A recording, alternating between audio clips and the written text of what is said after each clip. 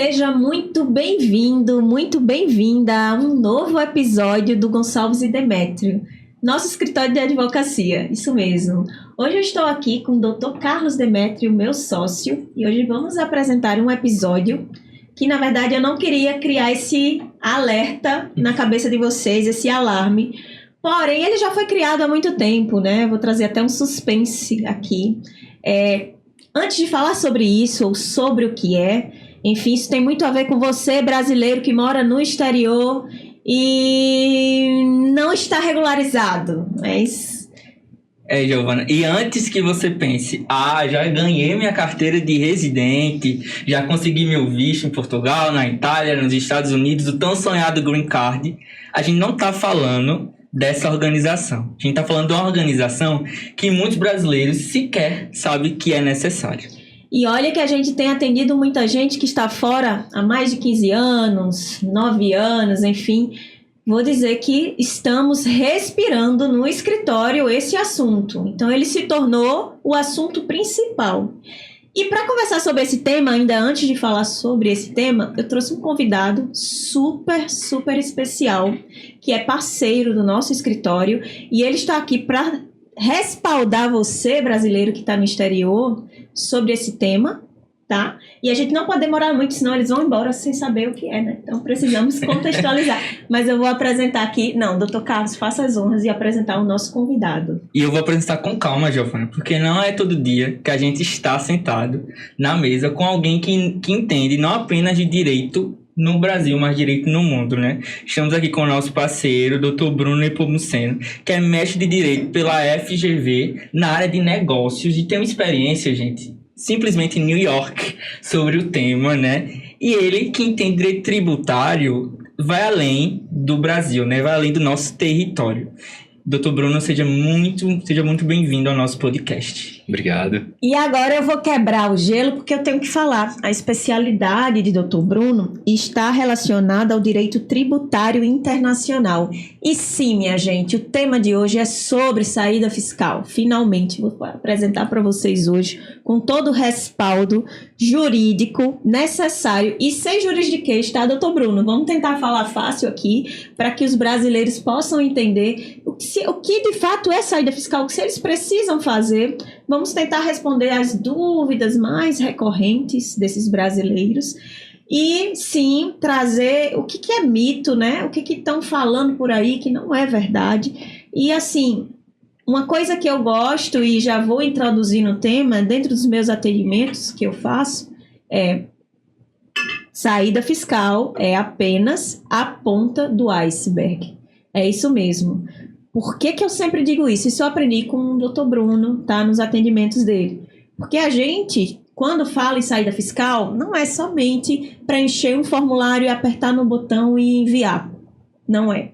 Isso liga um alerta sobre a sua vida, sobre a construção do seu patrimônio, e isso requer muita responsabilidade, entendeu? A gente está aqui no papel de trazer para vocês de forma simples e fácil, que é uma forma que eu vou tentar fazer de toda forma, é falar sobre blindagem, né? O que seria uma blindagem patrimonial? Então, eu trouxe nada mais, nada menos do que o nosso parceiro, que é o Dr. Bruno Nepomuceno. Sim, queria que você falasse um pouquinho sobre você, seja muito bem-vindo. Obrigado, Giovana. Obrigado, Demétrio. E me conta primeiro sobre um pouquinho da tua trajetória, para a gente conhecer e nossos telespectadores também nos conhecer. E saber um pouco do teu percurso, como é que você escolheu essa área, por exemplo? Bom, eu comecei aqui em João Pessoa, fiz faculdade na Federal da Paraíba, estagiei aqui e tive minha primeira oportunidade de internacionalização na própria UFPB, quando eu fui fazer uma extensão da graduação em Direito na Universidade de Roma. Então, fui para a Itália, fiquei 1 ano. Então, estudei tributação, também estudei impactos de globalização. Aquilo me despertou um grande interesse. Quando eu me formei, fui para São Paulo. Comecei lá minha atuação profissional já no meu praticamente primeiro mês, fazendo especialização em tributário. Durante esse período, passando por alguns escritórios, boutique ou grandes bancas, mas com muito olhar voltado para os clientes internacionais, embora eu tenha atendido bastante os clientes brasileiros. Quando eu entrei no mestrado, eu tive a oportunidade de fazer um período sanduíche do mestrado, então a parte do LLM, em Nova York. Lá em Nova York, a pegada era muito mais cases. Então, assim, o método de ensino é um pouco diferente. Já que era um pouco diferente, a gente lidava de fato com casos reais trazidos dos escritórios dos professores ou casos que eram emblemáticos nos Estados Unidos. Então, internacionalização, globalização, impactos tributários, as novas regs, que eram as normas que estavam sendo publicadas pelo IRS, que é a Receita Federal deles, estavam muito em alta naquele momento. E aquilo me chamou muita atenção, porque é a forma de desenvolvimento de muitas empresas. Na verdade, as grandes empresas americanas se tornaram as gigantes do mundo por muitos incentivos também. Esse era um dos aspectos principais da internacionalização das empresas americanas. E aquilo começou a me chamar mais atenção. E tinha, nesse período, entre os professores, um pessoal que já era das Big Four, que são essas grandes empresas de consultoria, auditoria e contabilidade que auditam as maiores empresas do mundo. Então, quando eu voltei para o Brasil, após essa experiência, eu migrei para uma empresa dessas de consultoria, já no departamento específico de tributação internacional, e durante esse período eu também estava fazendo cursos por fora de tributação internacional, com um professor que estava vindo de Londres, então estudando tributação internacional de uma perspectiva do Reino Unido com a brasileira, depois com outro professor. Então fui agregando não só experiência prática, como experiência teórica em relação o lado da internacionalização. Isso cada vez mais me seduzindo. Fui para um escritório no Sul, que também estava numa onda muito forte de internacionalização. A internacionalização conta, da nossa perspectiva, tanto as empresas brasileiras vindo para cá ou estrangeiros vindo para cá, como também a saída, né? Empresas brasileiras se expandindo para o exterior e brasileiros saindo do Brasil e ganhando o mundo, com os impactos de cada isso. Então, um planejamento tributário internacional, na essência, em diversos aspectos. Continuei novamente, depois até com minhas próximas experiências profissionais, tive um período também de experiência na Ásia, já estava atendendo vários clientes asiáticos, mas fui para uma imersão lá que também me deu uma outra visibilidade dos negócios, complementando com os clientes asiáticos que já atendia. E voltando de São Paulo, dessas experiências aí que passei um pedacinho em cada lugar, agora estamos aqui em João Pessoa e vivendo essa nova oportunidade e essa parceria. O setor de tributário internacional. Tributação internacional, exatamente. Existe alguma especificidade, assim, no caso, porque na tributação internacional, para investimentos estrangeiros, brasileiros, fora, tinha alguma coisa assim que... É abrangente, né? Você tanto considera investimentos do exterior no Brasil, como investimentos do Brasil no exterior. Interessante. E aí todas as formas de remessa, como o capital chega, como o capital é produzido e remetido em todas as suas formas, e como o capital retorna também no final das contas, se você, por exemplo, não quer mais aquele investimento naquele país.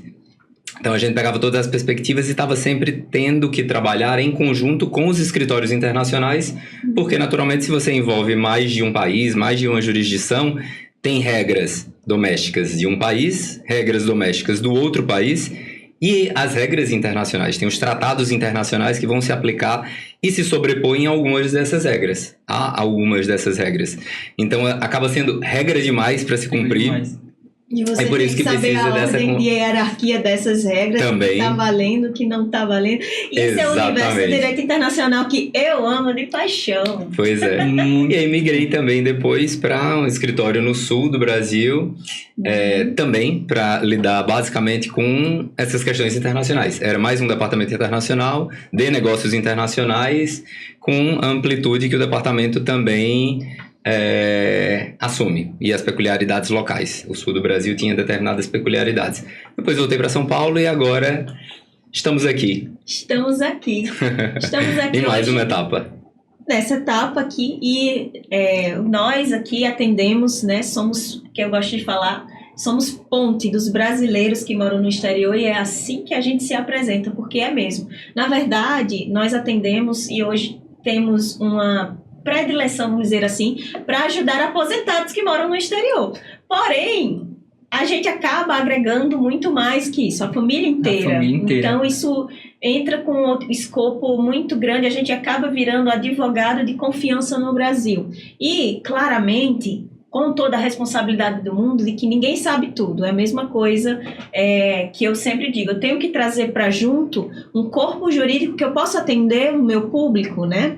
E nisso foi onde eu trouxe o Dr. Bruno para ser nosso parceiro, até porque o âmbito do direito tributário é muito específico e ainda mais do tributário internacional.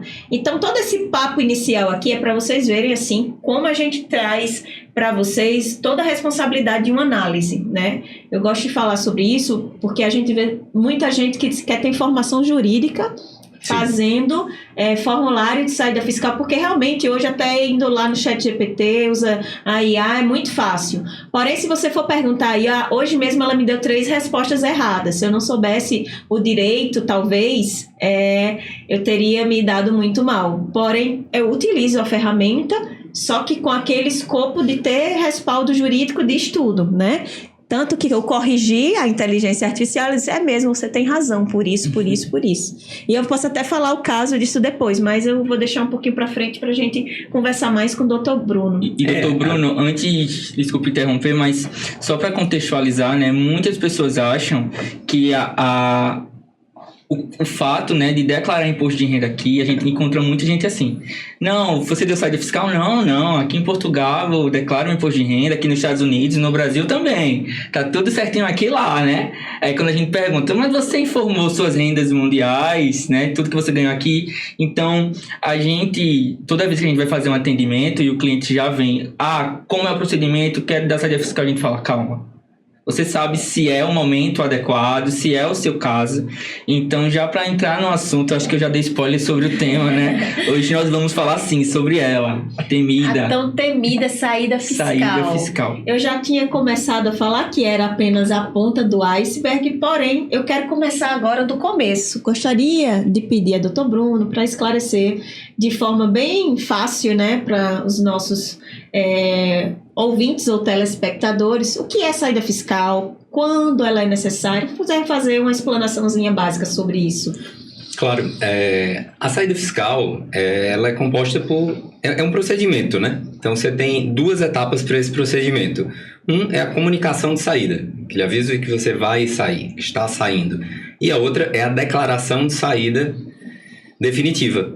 Essa declaração, ela é basicamente o seu último imposto de renda no Brasil. A partir daquele momento, você não tem mais a responsabilidade de declarar e recolher imposto de renda no Brasil como residente.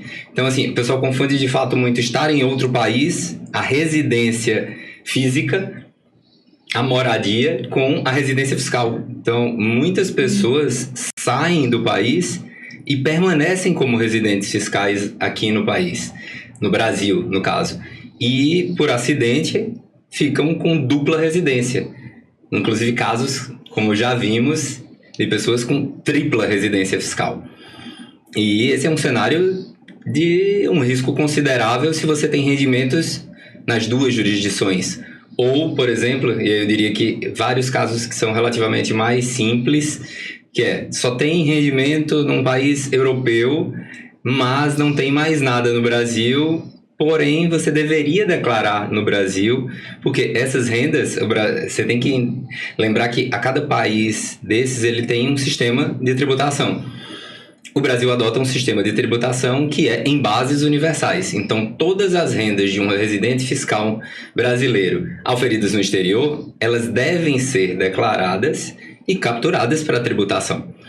E aí muita gente está com rendimento bom no exterior, Temos visto muitos casos na Europa e Estados Unidos, inclusive, que o que preocupa é exatamente o fato de serem moedas valorizadas. Então, quando você traz essa renda para o Brasil, que deveria ter sido declarada durante aquele período em que você não declarou a sua saída definitiva, você vai ter um impacto super alto no Brasil.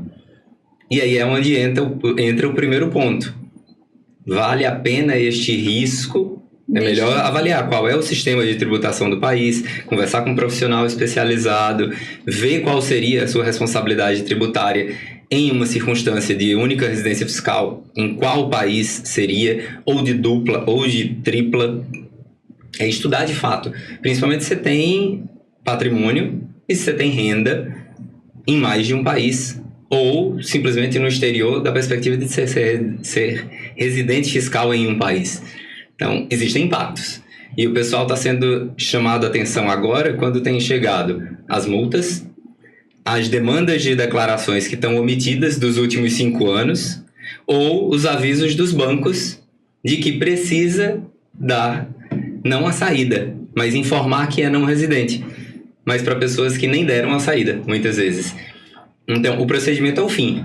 Então, a pessoa de uma não estratégia. se organizou e ela não enxergou o que a gente chama de pontos cegos, que a gente não imagina que vai cair. Eu vou tentar esclarecer assim um pouco de forma fácil, vou fazer uma analogia e vou te perguntar uma coisa um pouco difícil que eu sei que você vai saber responder. Mas vamos dizer que a pessoa está morando no Brasil com a carteira de motorista suspensa. E ela está dirigindo no Brasil. Então, o risco dela ser pega é só quando a fiscalização realmente cai. Você vai continuar dirigindo com a carteira suspensa, né? No Brasil, isso acontece muito. Nos outros países, principalmente países, né, desenvolvidos, Canadá, Estados Unidos, isso não acontece porque a multa ou vamos dizer assim, a penalidade é muito maior do que simplesmente só ser pego, né? Então, aqui no Brasil, a gente continua dirigindo, né, com a carteira. Eu não estou falando de mim, mas isso é o comum, vamos dizer assim, isso pode acontecer. A mesma coisa, a Receita Federal. As pessoas só vão regularizar depois que recebem uma chamada, como o Bruno falou agora, no banco. O próprio banco pode emitir, né, uma nota assim, simplesmente manda um e-mail. Como é que funciona isso? Depende do banco, né? Depende do banco, a comunicação. A gente recebeu questionamentos de clientes diferentes, com formatos diferentes. Entendi. Às vezes o próprio gerente já pode dizer, você é não residente, você tem que ajustar, se regularizar aqui. Teve gente que já estava com o CPF, inclusive... Irregular. Já irregular. Eu vou te perguntar sobre algo que fica muito questionamento hoje. Por que a gente está discutindo tanto sobre saída fiscal hoje? Se isso sempre existiu, se for uma lei que diz que no Brasil é obrigatório dar saída fiscal depois de 12 meses fora do país. E aí eu te pergunto sobre o plano anual de fiscalização, porque eu sei como era antes e por que ligou esse alerta tão grande agora. E se é verídico, é verdadeiro que os brasileiros hoje realmente têm que se preocupar? Sim, precisam se preocupar porque antes o que faltava era ferramenta de fiscalização. Com tecnologia, hoje a Receita está muito bem aparatada para poder fiscalizar. Além disso, tem vários tratados novos, inclusive de troca de informações entre as administrações tributárias, e com isso fica quase automático de você ter determinadas informações. Você não tem mais aquela blindagem, de fato, por estar num outro país sem nenhum acesso à informação por parte do fisco. Ele tem tecnologia e ele tem tratados. Hoje então, é de governo a governo, que exatamente. Já chega a saber, né? Se aqui no Brasil agora, com a história do PIX, ficou fácil também da Receita fiscalizar entre países, né? Justamente por causa desses tratados em que é permitido que o governo dê informação. Isso não significa que vá haver, vamos dizer, a violação de privacidade, que antes se falava, né? De violar ali a questão do dinheiro em si, que eu esqueci o nomezinho técnico que se fala disso. O sigilo bancário, o sigilo fiscal, exato. Ficaram muito relativizados nessas questões, né? Exatamente sobre isso. Não existe mais não existe mais o que falar sobre essa relativização do sigilo bancário. Nesse sentido, entre os órgãos, né, como a Receita Federal e diretamente com o órgão do outro país, não é isso? Especialmente com países signatários. Os países que são signatários desses tratados já têm um caminho aberto para essa fiscalização. E já que a gente está falando de tratado, e a gente atende muita gente de lugares assim, né? Já da Holanda, Japão, Estados Unidos, Canadá, Portugal, Itália, Espanha, enfim, é infinito. A quantidade de clientes que atendemos, eu acho interessante quando a gente sabe que a gente atua em alguns estados, que eu falo países, né? Que no universo de direito internacional a gente chama de estado. Os Estados Unidos, por exemplo, não têm um tratado, né? Isso em relação à questão de bitributação, porém eles têm leis. Eu queria que tu explicasse especificamente como essas regras entre Estados Unidos e Brasil, e outra também que a gente tem atendido muito, que é no Reino Unido. Uhum. Mas assim, para que esse brasileiro que estiver nesses países, qual cuidado eles têm que ter e qual é a diferença em não ter tratado? Sim. O grande ponto aqui é a bitributação. É você ser tributado em um país e no outro também, especialmente sobre a mesma renda. Então, para que vai servir o tratado? Para evitar a bitributação. Neste caso, pensando no contribuinte. Entendi. Então, os tratados, eles são assinados pelos países. Esse é um acordo bilateral para evitar a bitributação com ferramentas específicas. Alguns países são signatários de tratados com o Brasil. Vários deles na Europa, por exemplo, mas Estados Unidos não tem um tratado assinado com o Brasil. Isso amplia, sim, o risco de bitributação, porém, a Receita Federal tem atos normativos que reconhecem, existe um acordo de reciprocidade. E aí, por meio dessa reciprocidade, se reconhece que o imposto de renda pago no outro país, ele pode ser compensado no seu país. Então, o imposto de renda pago nos Estados Unidos, ele pode ser compensado no Brasil, e vice-versa. Então, esse tratamento recíproco permite, de fato, que uma boa parcela do que seria dessa obrigação tributária seja compensada. Porém, você também tem formalidades que devem ser obedecidas para que seja válida essa compensação. Senão, você não consegue usar esses créditos de imposto de renda pagos no exterior. Entendi. O doutor Bruno, o doutor acabou de falar, né, sobre que a tecnologia permite mais essa comunicação, né, interestado, falando de país, né? Mas quais são os principais atos que um brasileiro pode acender essa alerta da Receita Federal?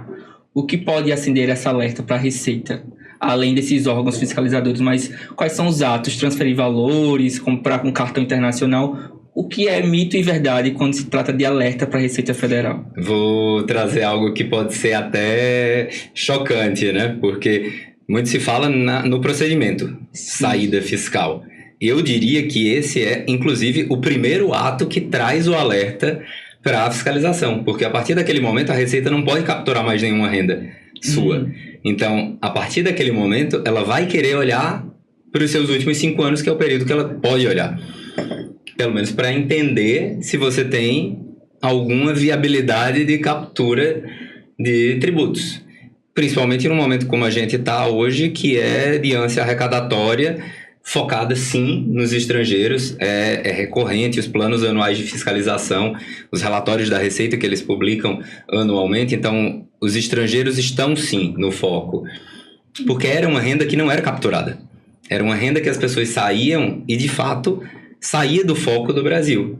Então se percebeu que tem muita renda no exterior irregular. Isso já de vários anos que se tenta regularizar esses capitais no exterior, por legislações específicas e propósitos diferentes. E quem não deu ou quem deu a saída, naturalmente entra em foco. Principalmente quem deu. Por isso que antes de dar, o ponto é estudar qual é o seu cenário. Porque você vai alertar. Porém, se você ainda não deu, sem dúvida nenhuma, as remessas para o exterior ou do exterior para o Brasil já chamam a atenção. Eu li sobre o seguinte, antes a Receita, ela buscava ver mais a renda. Hoje é mais o comportamento financeiro.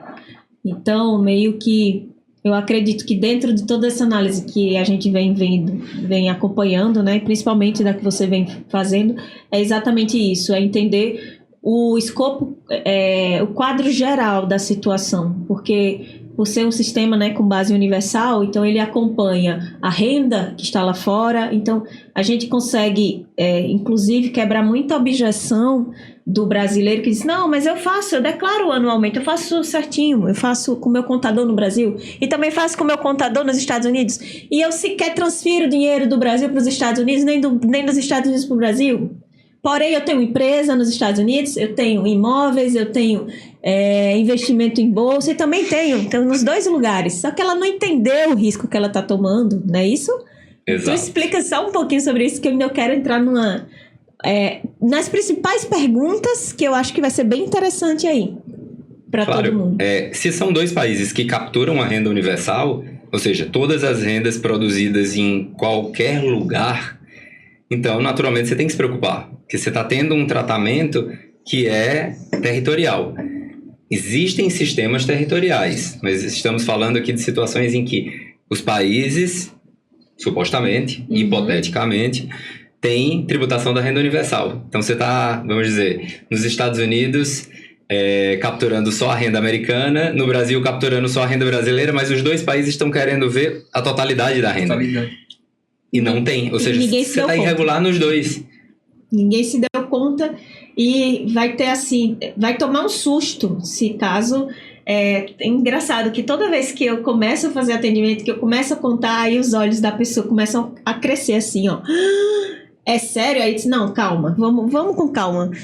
Não se preocupe tanto, tenta acalmar a pessoa para poder ela não cair para trás e também não desligar, porque acha que eu estou fazendo terrorismo, mas não é o contrário. Porque eu tenho tanta responsabilidade em trazer os cenários que a gente sequer...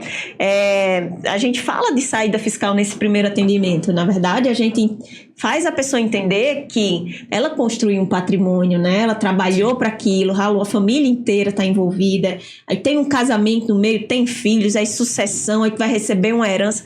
É um monte de coisa misturada e aí ela não prestou atenção naquilo que pode tomar dela de forma que ela nem esperava, né? Às vezes vai ter que vender um imóvel para pagar uma conta, não ser autuado. Ainda tem outro risco, que é uma coisa que a gente mal fala, mas também tem crimes, né? Crimes fiscais, que é importante a gente também colocar isso para trazer clareza. Entenda que não é para assustar, é para se situar e dizer, calma que tem como resolver. Você faz certo, que planejar é o certo. Planejar é justamente o que vai te tirar desse sufoco que é não sei o que pode acontecer comigo, né? Sim. Exatamente. E do risco de quando vai acontecer, né? Mas e quando. Se e quando, exato. E é muito melhor você se livrar agora, ou pelo menos ter clareza do que vai acontecer de fato, né? Sim. Isso aqui pode acontecer, isso aqui... Tá, no pior cenário, eu posso fazer aqui um parcelamento, ou no pior cenário, eu tenho que pagar, já sei mais ou menos quanto é, então é sobre isso. E fazer a declaração e a comunicação de saída, você não tem mais aquela obrigatoriedade de fazer, né, doutor Bruno, aquela declaração manual. Porém, isso não te livra de pagar imposto no Brasil. Aí eu queria que você explicasse um pouquinho sobre isso. E, assim, inclusive, como pagar? Porque muita gente diz, eu sou não residente, como é que eu vou pagar, então, o rendimento sobre aluguel? Explica um pouquinho sobre isso, que é muito recorrente essa dúvida. Claro, você deixa de ser capturado por uma tributação em bases universais. Você passa a ser capturado por uma tributação por ter tido um elemento de conexão com o país. Você não tem a responsabilidade de declarar e pagar imposto no Brasil, por exemplo, mais. Você já deu a saída definitiva. Mas você tem um rendimento de aluguel, na hora que essa renda vai ser remetida para o exterior, vai haver uma retenção. Então, assim, há uma transferência de responsabilidade de quem recolhe o imposto, em vez de ser um contribuinte, que seria você que está tendo aquela renda, passa a ser um responsável tributário. Então, normalmente, quem paga? Pergunta, e as pessoas que têm conta no Brasil, elas precisam... elas só precisam mudar aquela categoria, né, de conta de residente para não residente, porque elas podem continuar com a conta bancária no Brasil, não é isso? A gente tem não só várias atualizações disso. A princípio, quando se deixa de ser residente fiscal no Brasil, você não pode ter uma conta de residente. Você tem que migrar para uma conta de não residente. Tem custos envolvidos, hoje tem bancos com formatos diferentes, tem aspectos regulatórios específicos para tratar a conta de não residente. Mas ela não ocorre automaticamente. Não deu a saída definitiva que ocorre já essa migração ou essa obrigatoriedade de migração. Você deve, de fato, passar a utilizar uma conta de não residente. A partir dali você não pode ter. Porém, essa comunicação vinda do banco, ela tende a demorar um pouquinho, pela experiência. Tá, mas o ideal é se organizar para antes. Para fazer antes, então. Para fazer antes. Então quer dizer que você pode antes mudar a classificação da conta bancária antes do ato da comunicação? Não, planejar como vai acontecer antes. Entendi. Pode até executar depois. Executar depois, porém... Ou no tempo que houver essa comunicação do banco. Entendi. Mas o ideal é já ter tudo planejado antes, porque às vezes você tem investimentos relevantes travados aqui e você vai ou perder o benefício ou não vai conseguir de fato tirar o dinheiro. Você vai ter que realmente... É isso que eu pergunto. Quem tem investimento em bolsa, por exemplo, que todo não pensava em tirar o dinheiro, ele pode migrar para outro tipo de conta? É viável para essa pessoa que tem investimento ou é melhor, vamos lá, fazer a retirada, né? O saque dos Depende. Tem que ser avaliado caso a caso. Pelo custo, pelo tipo de investimento, pelo investimento. Pode migrar para outra também corretora e não necessariamente você precisa deixar de ter investimentos no Brasil. Você pode ter patrimônio, você pode ter investimentos, eles só vão mudar um pouco de formato. E a escolha, né, conforme também vamos dizer assim, se for viável, né, se tem, vamos dizer, aqui a gente consegue, por causa da taxa Selic, né, então muita gente faz muitos investimentos aqui que deixam de ser atrativos ao ter uma conta de não residente, né. Podem deixar de ser pelo custo de uma conta de não residente, exatamente. Então, é importante dizer isso porque, assim, na verdade, tem sim as mudanças que a gente sabe e que em várias coisas, inclusive tem uma que ninguém fala, só a gente conversando com o Dr. Bruno, quem tem empresa no Brasil e vira não residente. Quem tem empresa no Brasil não tem problema, você pode ser um investidor não residente. Mas, no caso, tem que constituir um procurador? Com certeza, você vai ter que ter um representante, se você for o único sócio. A não ser que você tenha um sócio brasileiro. Entendi. Então, que vá representar. Não necessariamente precisa da procuração, nossa, só nesse caso, né? E outra pergunta que você falou, explicou uma vez sobre o Banco Central, que é obrigatório, né, fazer tem alguns registros no Banco Central para cada um dos cenários. O primeiro deles, inclusive, é um dos que se usa para ter a conta de não residente, que você faz o CDNR, que é o Cadastro Nacional de Não Residente.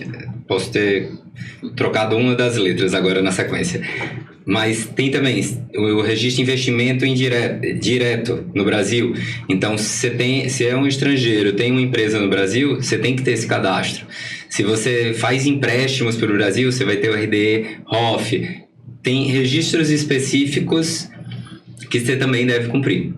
Entendi. Senão você fica irregular do aspecto regulatório e também tem multas. E assim, eu vou entrar agora num assunto que também nem é confortável, eu acredito, para ninguém aqui como advogado, mas eu vou colocar a mão da gente no fogo agora. Vamos falar de um pouquinho de reforma tributária e essa questão do não residente fiscal. Tem algumas alterações que você tenha visto comumente nesse estudo, mesmo sem falar dos novos impostos, mas em relação sim à questão do imposto de renda? Um dos pontos que foi implementado agora em 2025, que é uma das grandes novidades, foi exatamente o brasileiro, e não é não residente.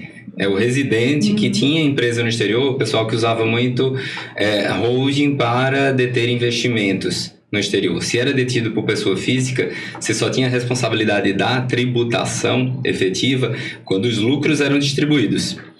Hoje, entrou na mesma linha da tributação de uma empresa que detém uma outra empresa no exterior, que é ter esses lucros reportados e a tributação independente da distribuição. E são regras que existem em vários países, com especificidades, cada um nos seus formatos, que tem isenção ou não. Eu vou pedir para você explicar de forma mais clara para que, assim, quem não entende muito do jurídico, mas que tem esse tipo de investimento, ele se enquadra em só empresas grandes ou microempresas, ou como é que funciona isso? Não, a princípio, sendo brasileiro, tendo uma empresa no exterior... Então, café. Você tem que olhar. Vamos lá, eu vou tentar trazer para o caso prático. Você tem que observar. Você tem que observar. No caso da... Contrata um especialista para analisar seu caso. Pode ter nuances que você precisa cumprir. Porque você tem tanto ferramentas de compliance, você vai ter que cumprir as regras para a declaração daquilo e você vai ter a tributação. Então, deve ser observado por um especialista. Mas nessa questão do lucro em si, em relação... que mudou alguma coisa, né? Em relação à distribuição de lucros que você tinha. Isso. Antes só tributava quando havia a distribuição. Ah, sim. Agora, independente da distribuição. Independente da distribuição, também tem que pagar imposto de renda. Também paga imposto. Se você tem uma empresa grande ou uma empresa pequena, vamos dizer assim, uma microempresa. Então, tem regras específicas. Entendi, tá. Depende muito do tipo societário. Se eu entrar nessas especificidades, pode ser que complica um pouco. Porque, por exemplo, para a empresa isso já existia. Mas aí também tinha várias outras especificidades que você conseguia minimizar essa tributação. É um tipo de planejamento tributário internacional. Bem interessante isso. Então, eu vou concluir aqui, vou trazer mais uma pergunta aqui e vou abrir aqui para o meu sócio, porque eu comecei aqui a perguntar, mas tem uma coisa que é muito recorrente, que é sobre imóveis. Por exemplo, para vender um imóvel como não residente, muda? O que muda? Só para quem é residente. Eu sou residente, agora minha classificação é não residente. Quero vender ou quero alugar o imóvel em si. A princípio o aluguel é mais pela forma do pagamento para você ter a retenção.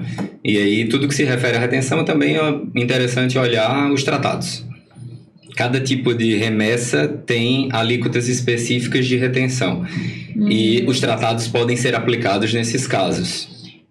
Com relação à venda, o que se aconselha é não vender antes de procurar o especialista, porque várias regras que reduzem ou isentam de imposto de renda, e vou trazer principalmente as reduções, elas só são aplicáveis para residentes. Então, às vezes, é interessante você vender aquele imóvel enquanto você ainda é residente fiscal no Brasil. Porque se você for vender depois, você entra em alíquotas específicas de não residente. Você perde os benefícios da legislação doméstica. Mas vários deles. Aí também vale a pena pensar, se eu não consigo, vou entrar nesse porque às vezes são negócios que demandam tempo para uma operação dessa, uma venda de um prédio comercial, como a gente atendeu agora há pouco, e se está se falando hoje em montar uma holding, né? Uma das alternativas sempre. Para trazer uma alternativa que dê menos impacto, mas que seja feita lá depois, e é necessário fazer essa avaliação anterior antes da saída. Sim, né? Assim? Com certeza. Que esse caso mesmo que lidamos tinha 7 cenários possíveis de impacto. Olha só. Então, na hora que você traz um caso, surgem os cenários possíveis dependendo do caso. A gente tenta fazer um enquadramento. Perfeito. E pode surgir uma grande oportunidade de economia tributária. Neste caso que a gente teve no escritório, foi uma grande economia tributária. Quer falar um pouquinho só, sem falar o nome do santo?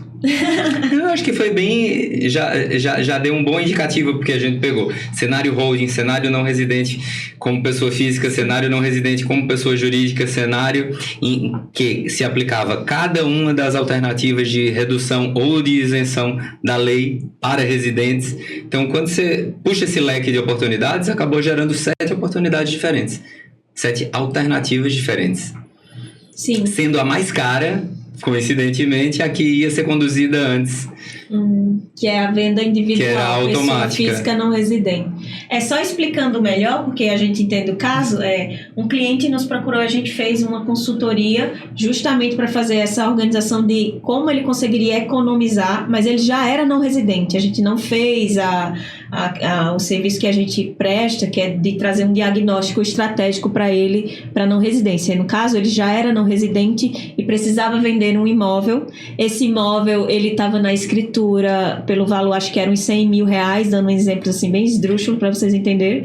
E o imóvel foi vendido, sei lá, por 1,5 milhão, iria ser vendido. Então, como que a gente conseguiu uma economia, nesse caso, na transação comercial, é onde o Dr. Bruno desenhou todos os cenários possíveis e trouxe, sim, a satisfação desse cliente. Ficou muito feliz, por sinal, que ele conseguiu economizar muito aí só com o que foi desenhado, né?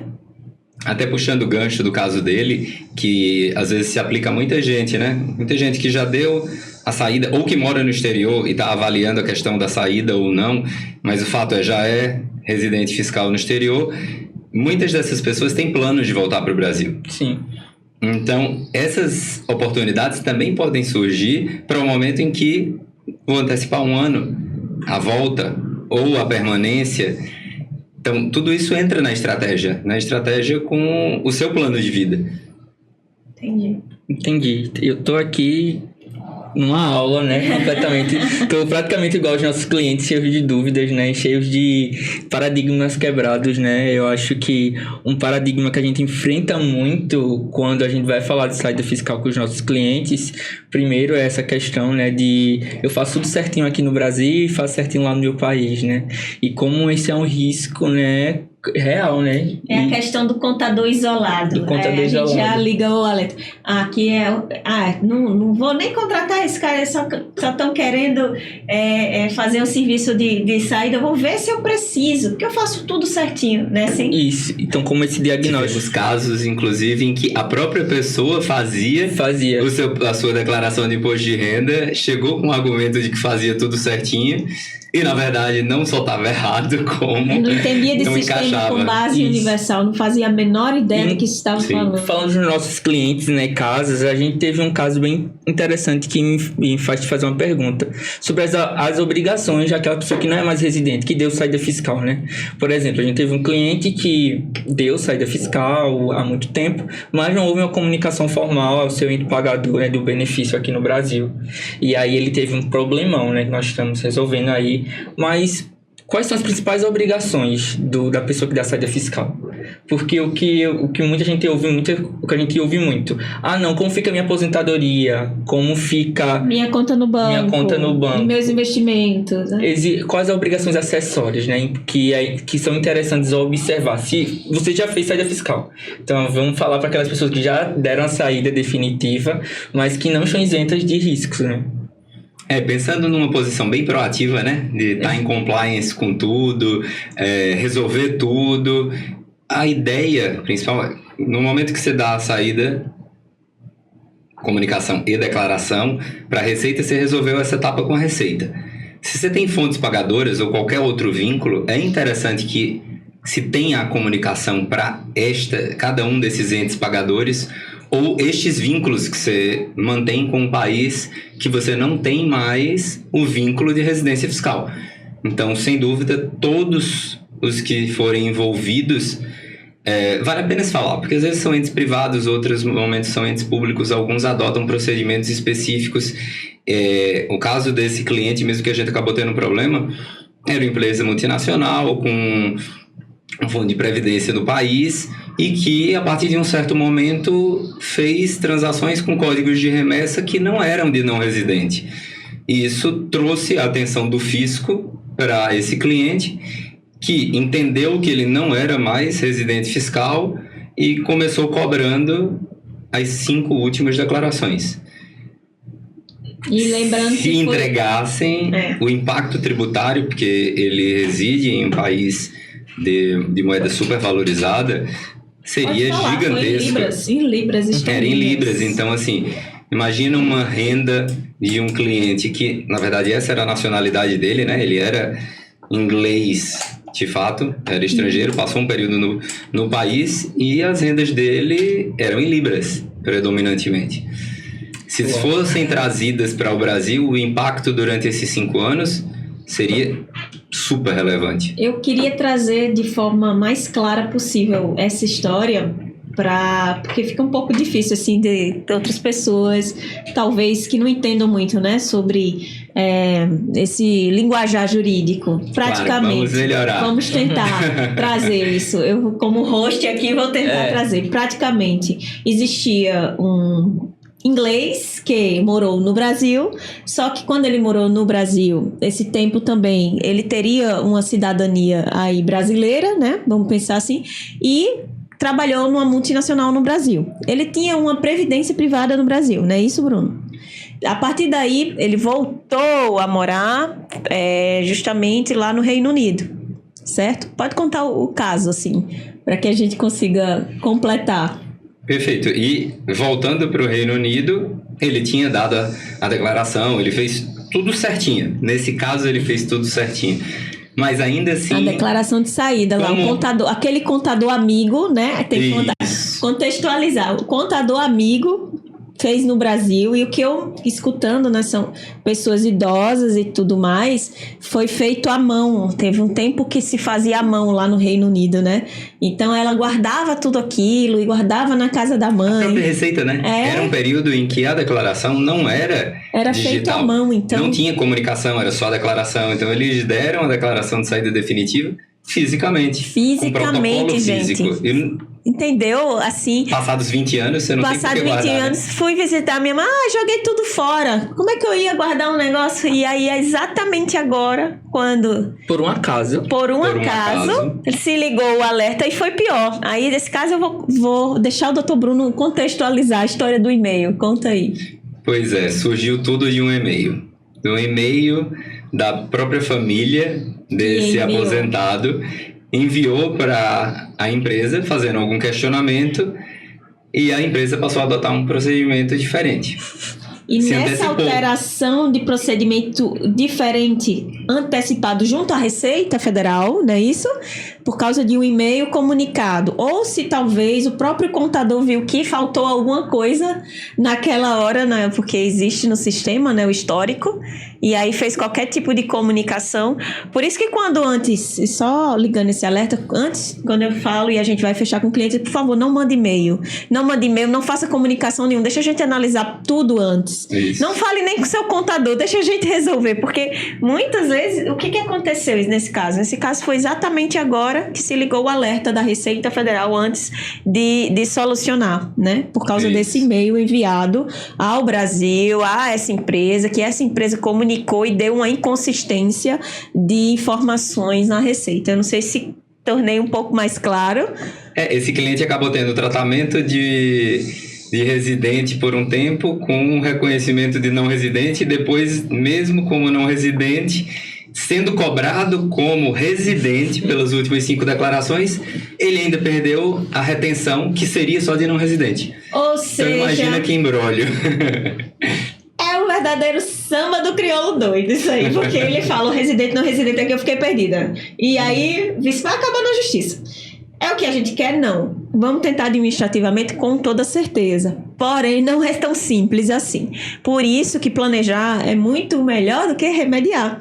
Esperar e simplesmente não tomar a decisão. Não tomar a decisão é decidir. Todos esses pontos cegos para você que está aí correndo atrás, crescendo, trabalhando. Muita gente que a gente fala está construindo, encanador, tem empresa fora, consegue comprar imóveis no Brasil e está construindo um patrimônio achando que vai ser igual antigamente, que a fiscalização seria igual a que eu falei da carteira de motorista suspensa, mas não é. Então, o que a gente tem hoje no escritório, a gente tem sim de mais valioso, que é trazer um diagnóstico. Então, assim, os advogados especialistas, eles precisam ver isso como a base do iceberg. E a gente trata aqui de responsabilidade patrimônio fiscal, né? Não é só a questão da saída fiscal. Saída fiscal é, sim, a ponta do iceberg. É quando a gente já liga aquele alerta, como o Dr. Bruno falou, inicial. praticamente sobre isso, né? Isso. Sim. Alguém quer falar mais alguma coisa? Eu acho que o tempo da gente já terminou, não foi não, produção? É importante, eu acho que só lembrar que, nesse caso, os contadores não são nossos concorrentes ou nossos inimigos, Sim. como se trata, né? Por favor, contador, a gente não tá brigando, não é contra os contadores. Isso, são nossos parceiros, na verdade, em boa parte, porque todas as que necessitam essa instrumentalização, nós contamos com contadores. Sim. Então, na verdade, nós não estamos competindo pela mesma circunstância de atuação. Porque muitas vezes o argumento que chega, né? É que, não, mas o contador já disse que não precisa de advogado. E a gente diz, Nossa, que legal, como ele estudou, né? Direito tributário internacional, e cooperação que pena jurídica. trazer essa perspectiva. Né? Porque... Que pena. E o pior é que isso é um grande mito, exatamente porque o que a gente vem dizendo é como se você fosse num oftalmologista, né? Tratar do coração. Então, assim, tudo bem, é médico, mas cada um com sua Ou especialidade. pior, querer chegar no oftalmologista e sair com check-up também do coração, além do olho. É tipo isso. Então, essa visão e assim, somos amigos, os contadores, eu preciso do contador. Muitas vezes a gente faz esse trabalho conjunto com aquele contador que fez de forma individual em cada país. Porém, a gente tem que analisar os 5 anos para trás de cada país e entender da base universal, dos tratados internacionais, da cooperação jurídica internacional, das regras de tributação internacional. Não é qualquer tributarista isolado, também vou aqui abrir outra polêmica, que sabe sobre isso. Nenhum internacionalista entende também de tributação. Então, é importante que a gente como é que eu posso falar? Que a gente traga, né, para perto da gente, que a gente possa trazer pessoas que estejam realmente pessoas que tenham estudado toda essa estrutura e que entendam de fato sobre tributação internacional para o caso de saída fiscal. Não é tão simples. Você pode até achar que seu cenário é simples, mas vocês não querem tomar o susto de se arrepender e ter que pagar por uma defesa. Vai sair mais caro. Bem mais caro. É sobre isso. Foi um prazer enorme ter vocês dois aqui. Acho que vai ser muito válido. Eu que agradeço pela oportunidade mais uma vez, doutora Giovana, doutor Demétrio. E vamos seguir com as nossas tratativas aí. Vamos lá.